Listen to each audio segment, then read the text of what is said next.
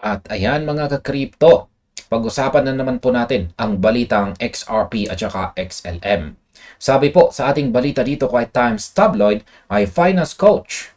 It's wild watching people dump XRP for XLM over a headline. Ayan, isang napakainit na at saka napakalaking kaganapan sa crypto market na nagdulot ng malaking paggalaw sa mga portfolios ng maraming investors. Kamakailan lamang isa pong headline ang yumanig sa crypto community na naging dahilan kung bakit ang ilang mga investors ay nagmadaling mag-swap o magpalit ng kanilang XRP patungo sa XLM. Ang crypto market ay talagang madalang dumaan sa tahimik na sandali. At sa oras na may lumabas na malaking balita, asahan mo na agad ang pabago-bagong galaw ng mga traders. Ang partikular po na paggalaw na ito ay napansin ng isang sikat na finance expert at analyst na si Coach JV. Ayan po siya. Direkta po niyang hinarap ang isyong ito at nagbigay siya ng isang napakalinaw na mensahe sa buong crypto space. Ayon sa pananaw ng ating analyst dito, ang mga emosyonal na reaksyon ang mas nagpapadugo at nagwawasak sa portfolio ng mga investors kumpara sa pagbili ng mga maling crypto assets. Mas malaki ang nawawala sa iyo kapag nagpapadala ka sa emosyon kaysa kapag nagkamali ka lang nagpagpili ng coin. Kaya sa video na ito ay pag-uusapan po natin kung ano ba talaga ang nangyari sa balitang ito.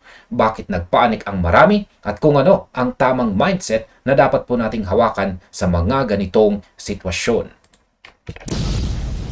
Ayan, balikan po muna natin ang pinagmulan ng lahat.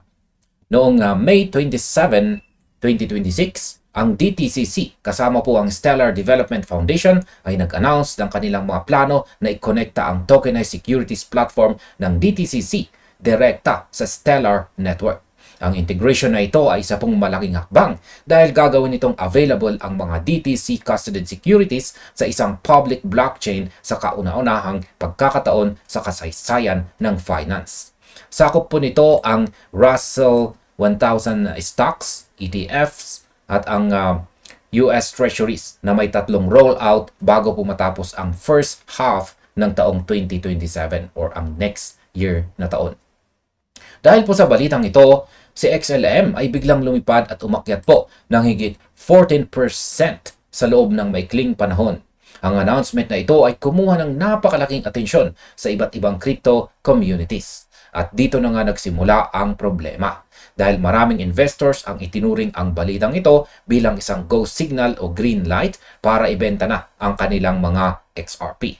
Pero ayon po sa pananaw ng ating analyst, ang ganitong uri ng logic ay mali at saka dapat itong labanan. Hindi dahil umakyat ang isa ay ibig sabihin ay tapos na ang kwento para sa kabila. Kaya pagnilayan po natin ng mabuti ang nangyari. Ang balitang ito ay patunay lamang na ang institutional na interest sa blockchain technology ay patuloy po na lumalawak ngayong taong 2026. Ang pagpasok ng DTCC sa Stellar Network ay hindi nangangahulugan na tinatalikuran na ng mundo sa XRP. Ito po ay isang pagpapakita na ang real-world asset tokenization ay nagiging seryoso na. Pero ang naging reaksyon ng marami ay ang tinatawag po nating knee-jerk reaction o ang pabigla-biglang desisyon na wala pong sapat na batayan. Ngayon ay pag-usapan naman po natin dito ang two assets, one ecosystem. Kung susuriin po nating mabuti ang kalikasan ng dalawang asset na ito, sa XRP at XLM ay parehong umiikot sa halos magkaparehong espasyo sa digital asset landscape. Pareho silang nakatutok sa cross-border payments at pareho po silang may malakas na apila pagdating sa institutional finance. Ito po ang dahilan kung bakit maraming eksperto at mga analyst ang nakakakita sa kanila bilang complementary assets o mga coin na nagpupuno sa isa't isa sa loob ng isang two-tiered financial system. Sa halip na tignan sila bilang mga direktang magkaaway o magkatunggali sa market. Mismong ang ating si Coach JV dito ay nagpahayag na hawak niya ang dalawang asset na ito sa kanyang personal na portfolio. Nilinaw niya sa community na sa kabila ng malaking headline ng Stellar, siya ay patuloy pa rin nag-iipon at nagpaparami ng kanyang XRP position.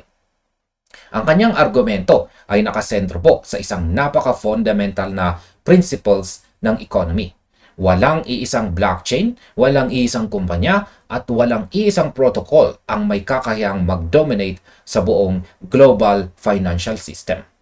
Ang modern financial system ay nangangailangan po ng multiple layers, multiple rails, at multiple participants para gumana ng maayos.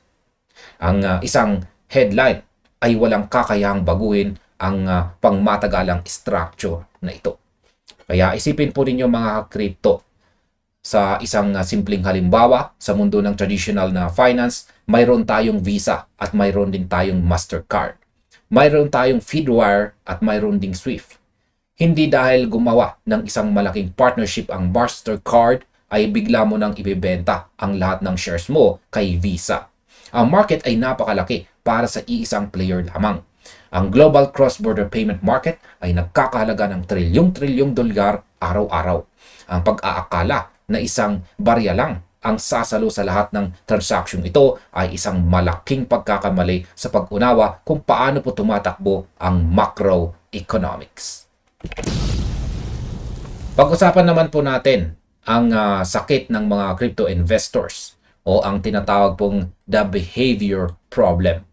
Dito natin makikita ang isang paulit-ulit na pattern o sakit ng mga tao sa crypto markets na tinukoy ng analyst dito.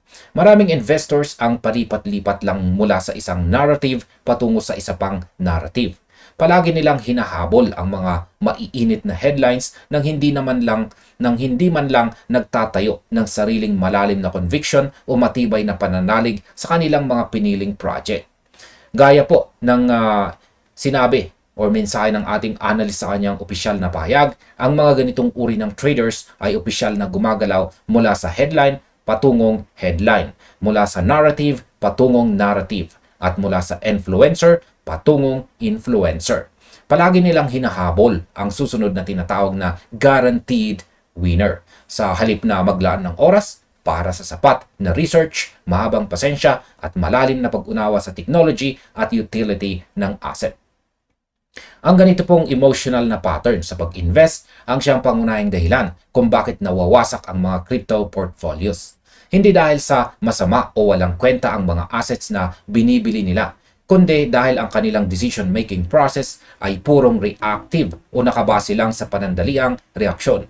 Mayroong isang napakagandang linya ang ating analyst na dapat po nating tandaan.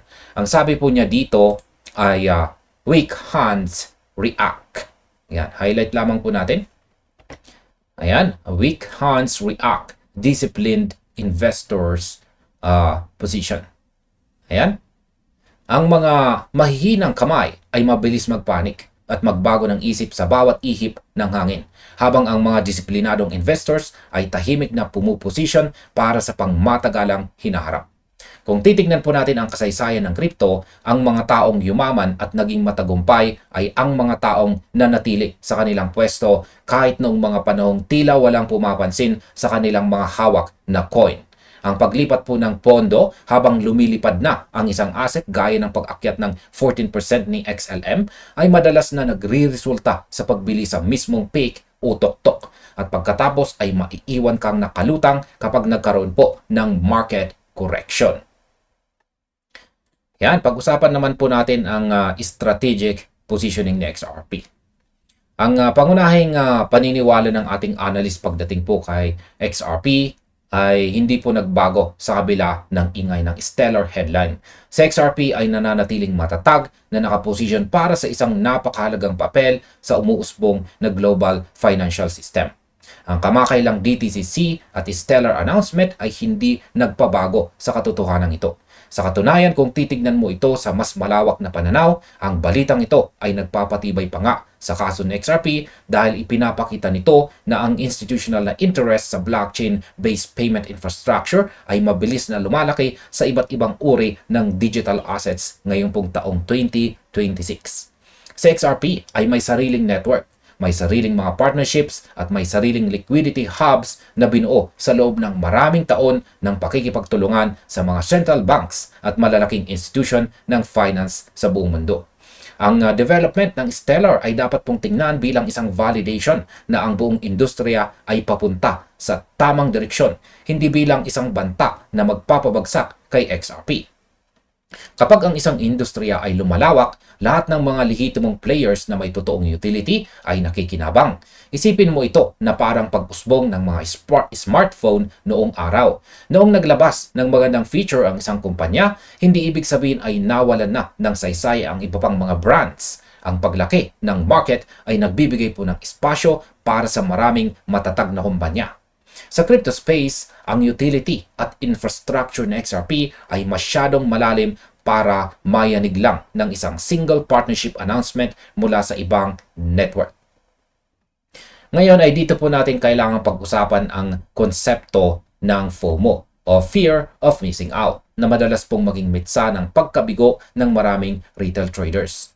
Kapag nakakita po ang isang trader ng green candle sa ibang coin, ang unang nararamdaman nila ay ang takot na baka maiwan sila sa rally. Kaya naman ang gagawin nila ay ibebenta nila ang kanilang kasalukuyang hawak na posibleng nasa ilalim pa ng accumulation phase para lang makasabay sa umaakyat na coin. Ayon po sa pananaw ng mga eksperto, ito ang pinakamabilis na paraan para sunugin ang iyong kapital. Ang mga disiplinadong investors ay hindi po nagpapadala sa kulay ng candlestick sa loob ng isang araw o isang linggo. Ang tinitingnan nila ay ang macro-structural setup. Kung ang dahilan mo sa pagbili kay XRP noong una ay ang kanyang utility sa cross-border institutional settlements, ang utility po na iyon ay hindi nawala dahil lang nagkaroon ng partnership ang Stellar sa DTCC. Kung ang iyong conviction ay nakabase po sa fundamentals, ang bawat headline ay magsisilbi lamang na karagdagang impormasyon, hindi dahilan para mag-panic sell. Ang paglipat po ng pondo mula kay XRP patungong XLM dahil po sa isang headline ay nagpapakita ng isang investor ay walang malalim na pag-unawa sa kanyang mga pinasukan. Ang bawat digital asset ay may kanya-kanyang roadmap at timeline ng execution.